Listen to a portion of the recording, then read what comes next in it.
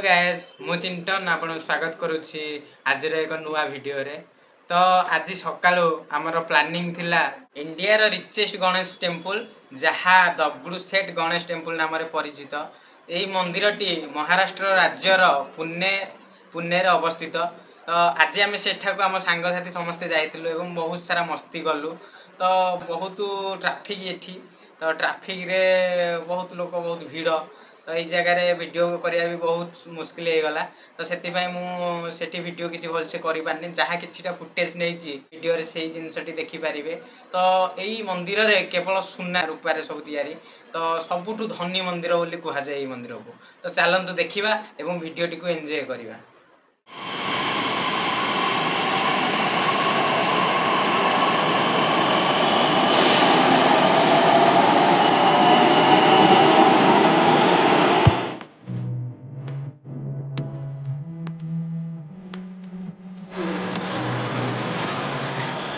फिलहाल सब मेला हो जाइछु। तो यहाँ हूँ आमर पीएमसी मेट्रो स्टेशन देखु।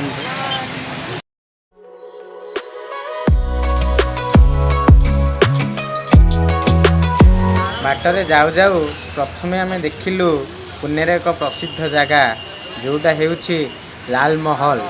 तो चलंतु देखिया से लाल महल। एटा हेउछि सेही लाल महल जोठी किंवदंती कहे जे मराठी साम्राज्यर राजा श्री छत्रपति शिवाजी महाराज एठी तांगर बाल्यकाल बिताई थिले। तो सेथिपाई पुणे रे एक प्रसिद्ध जगह हेउछि लाल महल। तो चलंतु देखिबा ता भीतर दृश्य।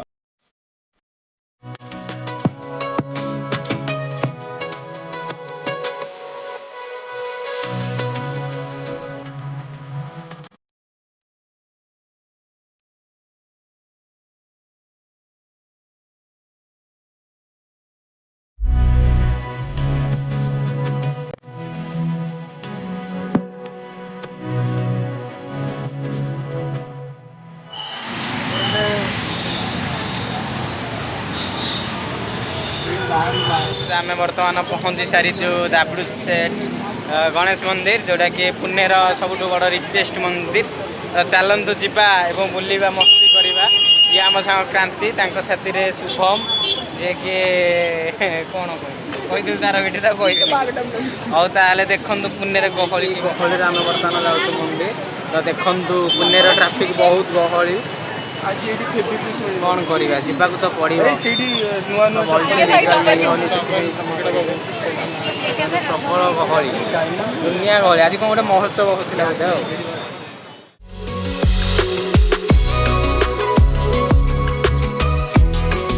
यह हेउची सही दागड़ू सेठ गणेश मंदिर जहा इंडिया रे एक धनी मंदिर।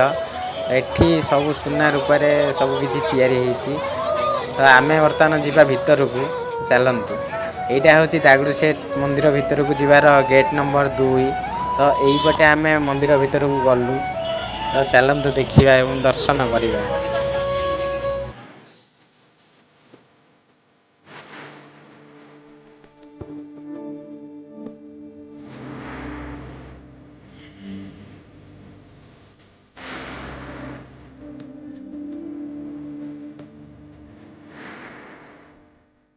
आप तो जानी किछि दिन तले मोर एक्सीडेंट हो जाइतिला।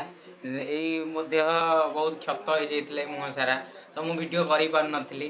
तो जदि आपन मो वीडियो भल लागुची दयाकरी लाइक कमेंट शेयर और सब्सक्राइब करने को जमारू भूलिबेनी। तो रहुची नमस्कार।